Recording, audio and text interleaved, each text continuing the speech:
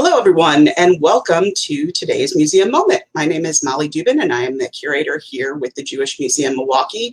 And today is a very fitting museum moment for us in terms of our largest artifact and one that we use to weave together the many things that we talk about in terms of our mission and our permanent exhibit focus here at the Jewish Museum Milwaukee. Today, we are going to celebrate the birthday of renowned artist Marc Chagall. So actually, birthday tomorrow, July 7th. He was born in 1887. So today or tomorrow, he would be 134 years old. Quite amazing.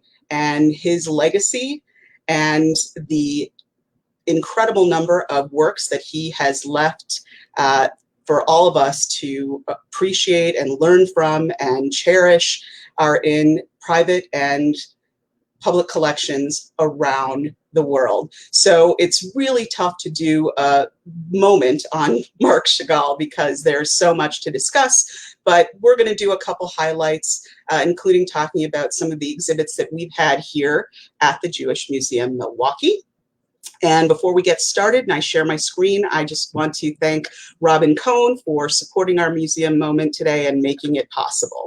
So I am going to share my screen and just bear with me for one moment, and we will pull up our slideshow and we will start it from the beginning. So there is the very handsome Marc Chagall.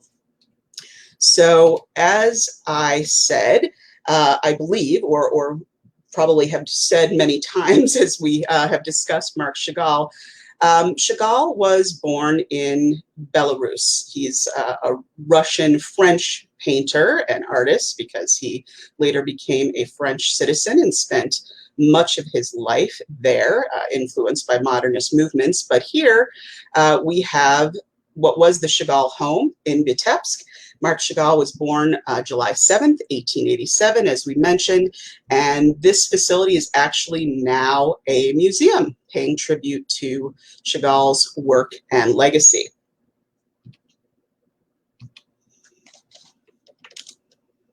Okay, Chagall was born to a large family, actually the eldest of 9, and this is actually a depiction of his parents. So the family was very poor. His mother actually ran a small grocery, and his father was a herring merchant.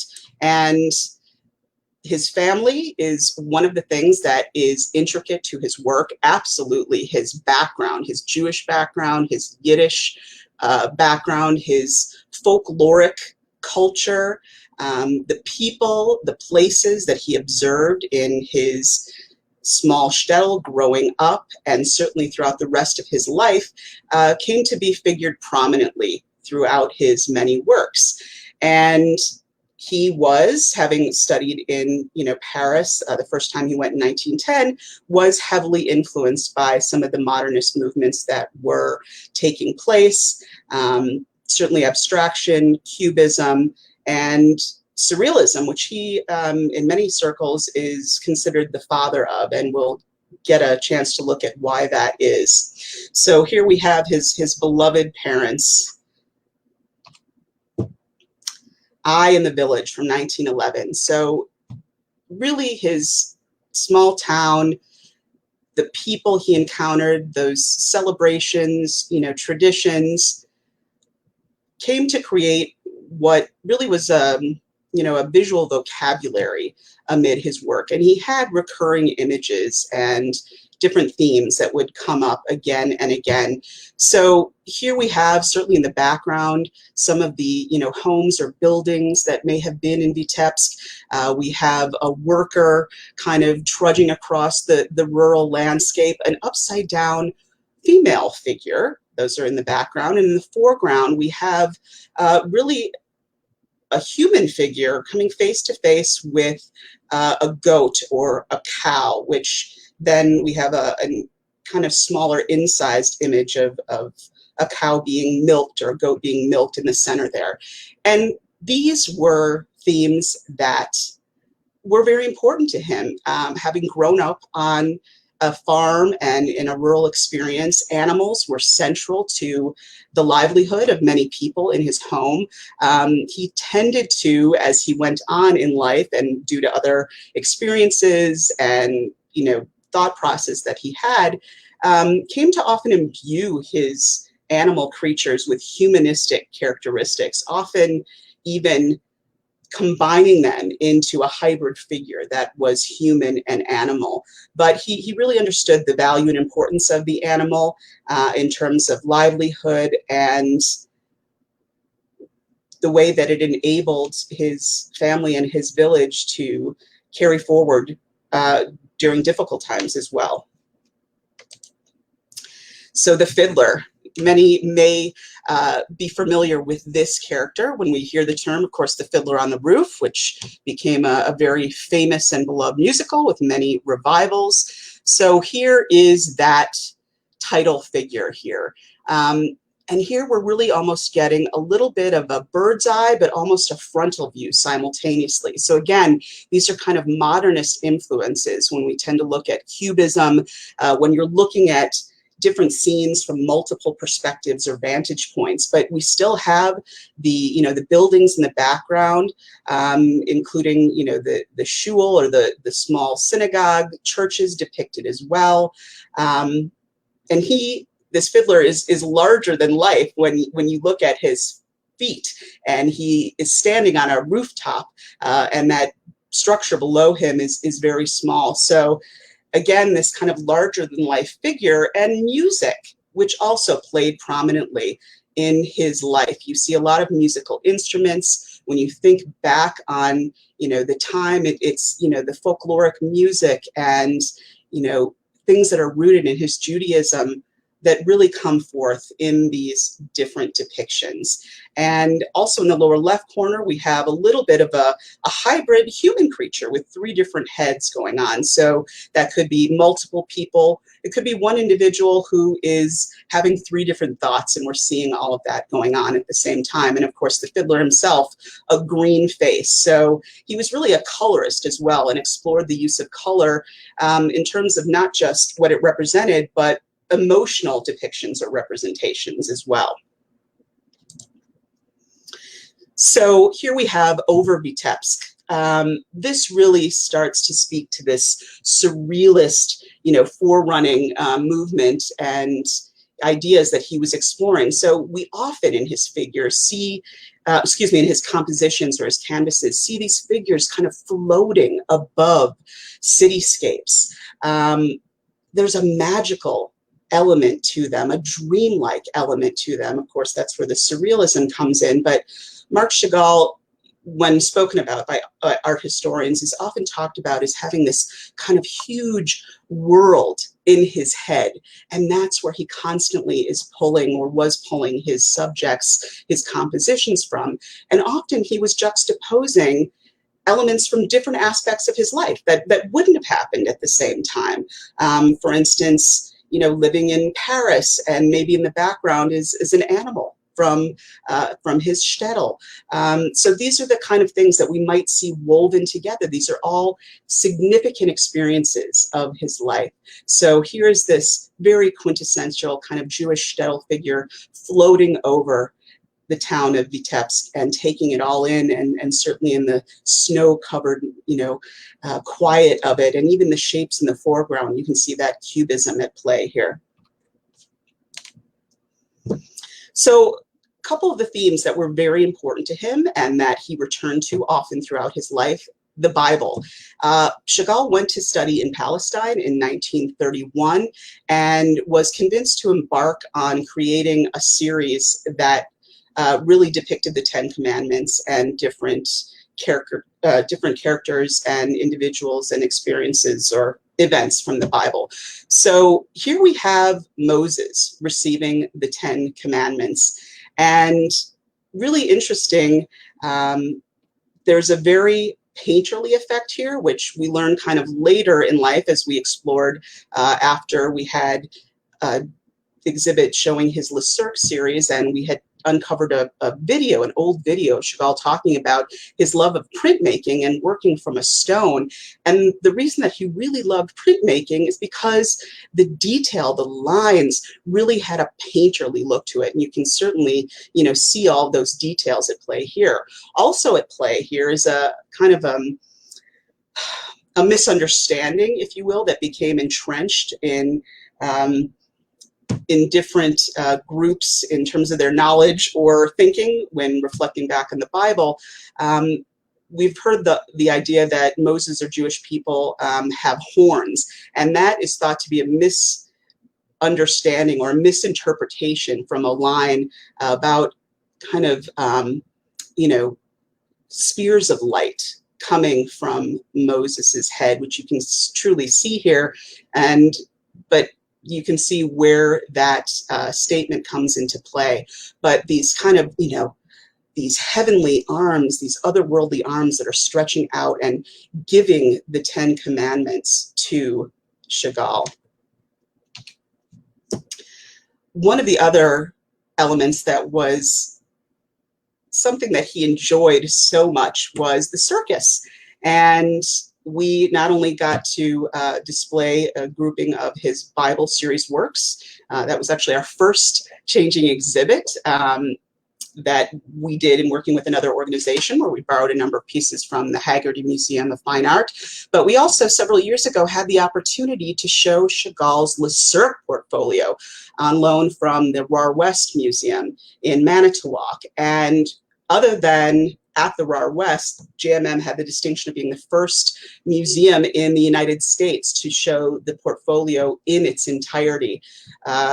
It was an extraordinary event, and we had the opportunity to host Chagall's granddaughter, one of his grandchildren, his granddaughter Bella, and we'll talk a little bit about that. But the circus, something that really encapsulated so much of what he felt in his life, maybe feeling like a bit of an outsider as an artist, feeling like he needed to perform. When the spotlight turned on, he could amp it up, but often, he felt isolated. Certainly when he was younger, even though his mother encouraged his studying art and made, many sacrifices and things happen for him to be able to study both in Russia and then in Paris.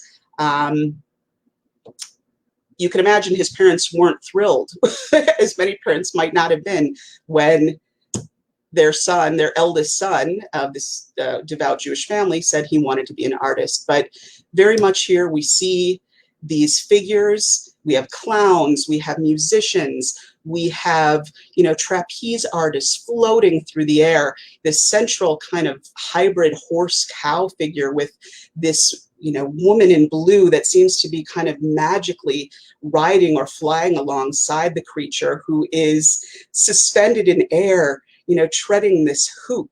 And of course, the audience in the background. We have off to the side, he's a little bit cut off here, but on the left, you can see a ladder and the bottom end of a fish.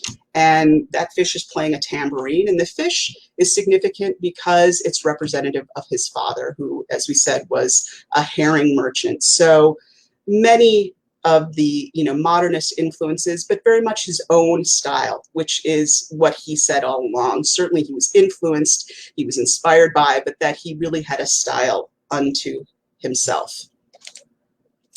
There's another from the Le Cirque portfolio.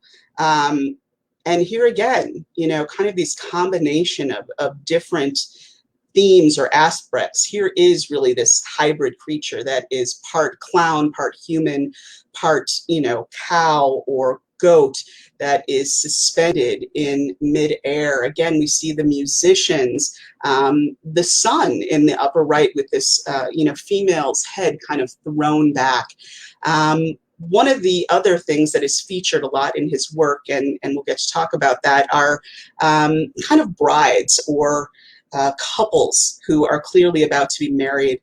And that is, a inspiration of, or really, tipping of his hat to his long, long love, his wife, Bella, who was featured prominently in many of his works. So As I mentioned, Paris, another huge influence for him. Here we can see a lot of these different elements that we've talked about, kind of the fauvism, which is really this, wild use of color, the cubism, surrealism with these, kind of hybrid figures that are both animals and humans or two-headed animals. We seem to be looking out of a window at, onto a scene in Paris where we have the Eiffel Tower. But then, within the panes of the window seems to be kind of an upside down train. Is that a, train that had gone through the town of Vitebsk?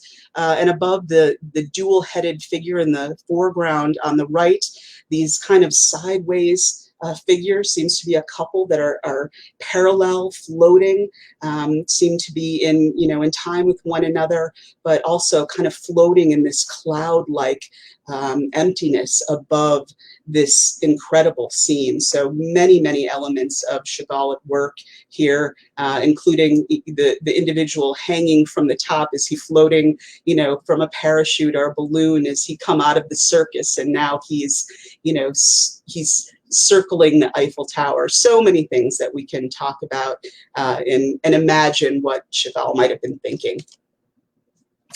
There is Bella with White Collar, 1913. So Bella was also from his hometown. She was the daughter of a wealthy family. So again, she was probably not thrilled that she announced she was going to be marrying an artist. But Chagall was one of those individuals that many artists throughout history cannot claim to have really made a name for himself while he was still alive, and was incredibly prolific in the work that he created, not only in Russia, but in France. There was a point when the Nazis came to power, and he had opted to stay in France, thinking that he would be safe because he was a French citizen.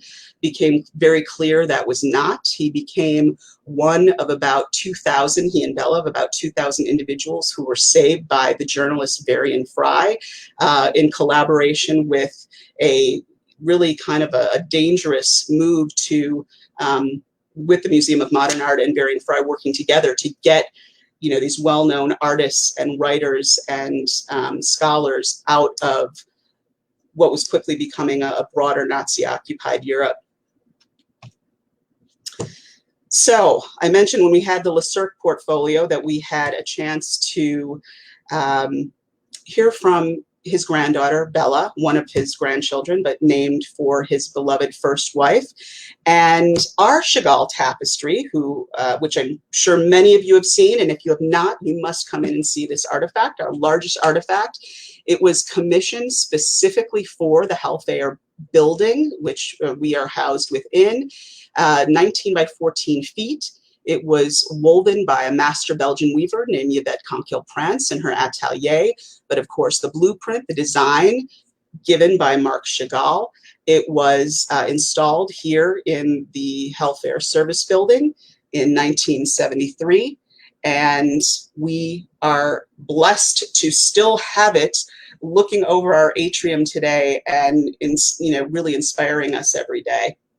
So there's Bella when it was dedicated, and there is a contemporary picture of Bella before she came to visit us a couple years ago and gave us some incredible insight into the life and work of her grandfather and really what it was like to grow up at his knee and watch him create.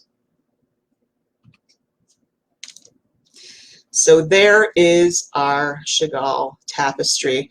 Of course, Chagall was someone that never liked to tell people or viewers what his work meant. He liked everyone to bring their own experience. That being said, we can see, the animals from his upbringing, the, prophet Jeremiah in the foreground, from his studies in Palestine, his, his studies of the Bible, the red coloration, looking at the persecution of the Jewish people throughout history, the bluebird, a dream for a better day, a dream for the state of Israel, the moon, of course, dreaming of a brighter day, and of course the two figures under the inverted red bird's beak, one of the commissioners of the piece, Marion Hellfair. She's supposed to represent kind of all one great women, but specifically Marion Halfair, and also Golda Meir. This is also an homage to Golda Meir, who, while not born here in Milwaukee, we consider a native daughter, and is someone that we also talk about quite a bit in our permanent exhibit and study with different groups here. So I'm going to stop sharing, and I want to thank you for spending this museum moment. As I said, that's just tip of the iceberg. So come and take a look at our tapestry, or get online and look up some of our past exhibits, or just do your own studying to learn about the incredible life and legacy of Marc Chagall. Happy what would have been your 134th birthday. Take care.